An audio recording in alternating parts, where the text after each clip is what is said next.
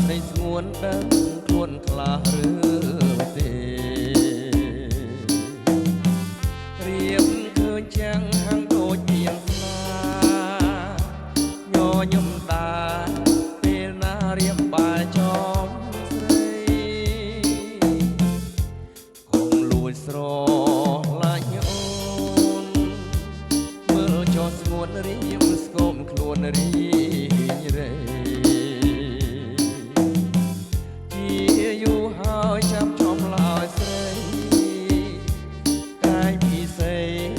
ប្រណីមកដល់រៀបអាណិតខ្លាំងទេអាណិតខ្លាទេណាស្នេហ៍ស្នម្ដេចមិនព្រមឆ្លោឆ្ល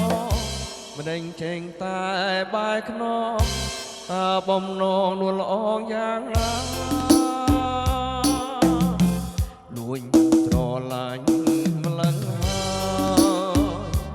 ហេតុមិនឡើយត្រានត្រោយមិនមេត្តា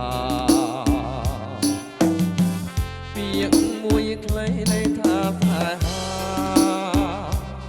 នៃជីវ៉ាមិនព្រមវាចាម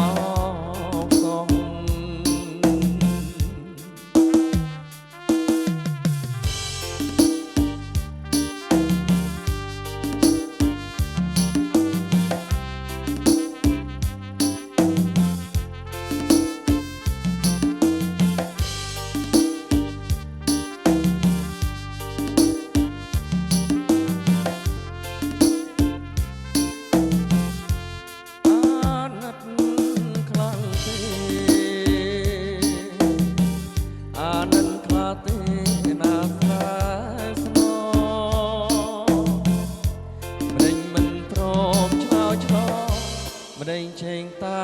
បែកខ្នងបំណងនួនល្អយ៉ាងណា